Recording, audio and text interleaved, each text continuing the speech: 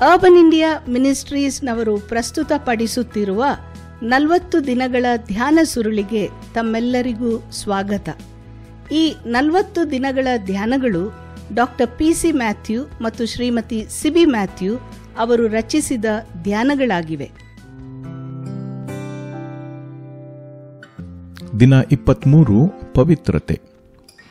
ಆತನ ಪ್ರತಿಯೊಂದು ಮಗುವಿಗೂ ದೇವರ ನಿಖರವಾದ ಬಯಕೆಯು ನಾನು ಪರಿಶುದ್ಧನಾಗಿರುವುದರಿಂದ ನೀವು ಪರಿಶುದ್ಧರಾಗಿರಬೇಕು ಎಂಬುದೇ.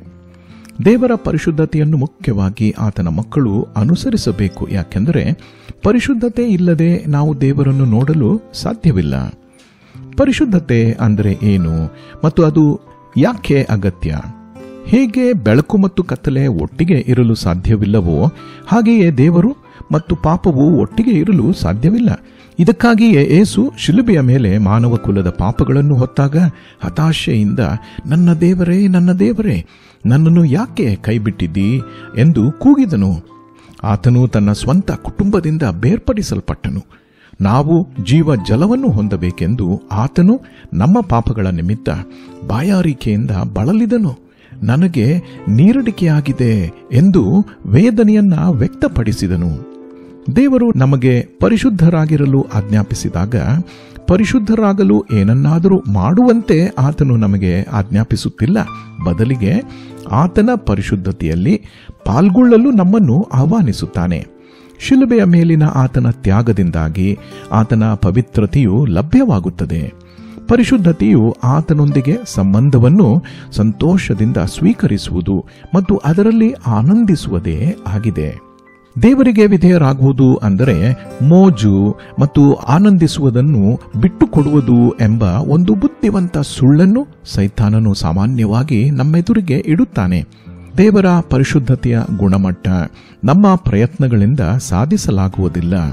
ಪರಿಶುದ್ಧತೆಯು ನಂಬಿಕೆಯಿಂದ ಕ್ರಿಸ್ತನ ಪವಿತ್ರತೆಯನ್ನು ನಮ್ರತೆಯಿಂದ ಸ್ವೀಕರಿಸುವುದು ಮತ್ತು ಆತನ ಅಮೂಲ್ಯವಾದ ರಕ್ತದಿಂದ ನಮ್ಮನ್ನು ಪವಿತ್ರಗೊಳಿಸಲು ಆತನನ್ನು ಆಹ್ವಾನಿಸುವುದೇ ಆಗಿದೆ. ಪರಿಶುದ್ಧತೆಯಲ್ಲಿ ಆತನಂತೆ ಇರಬೇಕಾದರೆ ನಮಗಾಗಿ ಆತನ ಅತಿಶಯವಾದ ತ್ಯಾಗದ ಬಗ್ಗೆ ತಿಳಿದಿರಬೇಕು ಮತ್ತು ಆತನ ಚಿತ್ತ ಮತ್ತು ಉದ್ದೇಶಗಳಿಗಾಗಿ ನಮ್ಮ ಜೀವನವನ್ನು ಒಪ್ಪಿಸಬೇಕು. ನಮ್ಮ ದಿನನಿತ್ಯದ ಜೀವನದಲ್ಲಿ ಪವಿತ್ರತೆಯನ್ನು ಪಾಲಿಸುವುದು ಅಂದರೆ ಆತನ ತ್ಯಾಗವನ್ನು ಕಡಿಮೆ ಮಾಡದೆ ಬೇರ್ಪಡಿಸಿದ ಅಥವಾ ಪ್ರತ್ಯೇಕಿಸಲ್ಪಟ್ಟ ಜೀವನ ಶೈಲಿಯನ್ನ ಜೀವಿಸುವುದು ಮತ್ತು ಆತನ ಚಿತ್ತಕ್ಕೆ ಕೃತಜ್ಞತೆ ಸಲ್ಲಿಸುವುದನ್ನು ಒಳಗೊಂಡಿರುತ್ತದೆ. ಪವಿತ್ರತೆಯ ಕಡೆಗೆ ನಮ್ಮಲ್ಲಿ ದೇವರು ಮಾಡುವ ಆಂತರಿಕ ಕೆಲಸವು ಅನಿವಾರ್ಯವಾಗಿ ನಮ್ಮ ಬಾಹ್ಯ ಜೀವನದಲ್ಲಿ ವ್ಯಕ್ತವಾಗುತ್ತದೆ.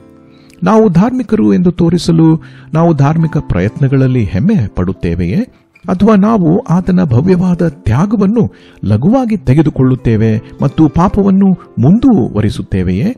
ದೇವರ ಪರಿಶುದ್ಧತೆಯ ಮಟ್ಟಕ್ಕೆ ತಕ್ಕಂತೆ ಜೀವಿಸಲು ಸಾಧ್ಯವಾಗದ ಕಾರಣ ನಿಮ್ಮಲ್ಲಿ ಯಾರಾದರೂ ನಿರುತ್ಸಾಹಗೊಂಡಿದ್ದೀರೋ? ಯೇಸುವಿನಿಂದಾಗಿ ಆತನ ಕೃಪೆ ಮತ್ತು ಕರುಣೆ ಲಭ್ಯವಾಗಿದೆ. ಆತನಲ್ಲಿ ನಮ್ಮ ನಂಬಿಕೆಯನ್ನು ಇರಿಸಿ ಆತನ ಆಳ್ವಿಕೆಯನ್ನು ನಮ್ಮಲ್ಲಿ ಆಹ್ವಾನಿಸಿದಾಗ ಆತನು ತನ್ನ ಪವಿತ್ರತೆಯಿಂದ ನಮ್ಮನ್ನು ಆವರಿಸುತ್ತಾನೆ ಮತ್ತು ನಮ್ಮನ್ನು ಪವಿತ್ರಗೊಳಿಸುವುದನ್ನು ಮುಂದುವರಿಸುತ್ತಾನೆ. ಪ್ರಾರ್ಥನೆ ಮಾಡೋಣ. ಕರ್ತನಾದ ಯೇಸುವೆ, ನಮ್ಮ ಪಾಪಗಳಿಗಾಗಿ ಪ್ರಾಯಶ್ಚಿತ್ತವಾಗಿ ನಿನ್ನ ಜೀವನವನ್ನು ಅರ್ಪಿಸುವ ಮೂಲಕ ನಿನಗೆ ಮಾತ್ರ ಸೇರಿದ ಪರಿಶುದ್ಧತೆಯನ್ನು ನಮ್ಮೊಂದಿಗೆ ಹಂಚಿಕೊಂಡದ್ದಕ್ಕಾಗಿ ನಿನ್ನನ್ನು ಸ್ತುತಿಸುತ್ತೇವೆ. ಹೊರಗಿನ ತೋರಿಕೆಯ ಬದಲು ಆಂತರಿಕ ಪವಿತ್ರತೆಯನ್ನು ಉತ್ಸಾಹದಿಂದ ಅನುಸರಿಸಲು ನಮಗೆ ಸಹಾಯ ಮಾಡು. ಇಂದು ನಾವು ನಮ್ಮ ಜೀವನವನ್ನು ನಿನಗೆ ಅರ್ಪಿಸುವಾಗ ಪವಿತ್ರರಾಗಿರಲು ನಮ್ಮನ್ನು ಒತ್ತಾಯಿಸು. ಯೇಸುವಿನ ನಾಮದಲ್ಲಿ ಬೇಡಿದ್ದೇವೆ, ಆಮೆನ್. ಈ ಧ್ಯಾನಗಳು ನಿಮಗೆ ಆಶೀರ್ವಾದವಾಗಿವೆ ಎಂದು ನಂಬುತ್ತೇವೆ. ಇದನ್ನು ನಿಮ್ಮ ಕುಟುಂಬ ಮತ್ತು ಸ್ನೇಹಿತರಿಗೂ ಸಹ ಕಳುಹಿಸಿರಿ.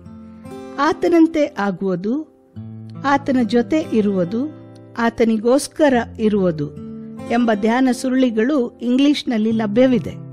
ಅದನ್ನು urbanindia.org ಯಲ್ಲಿ ನೀವು ಕೊಳ್ಳಬಹುದು.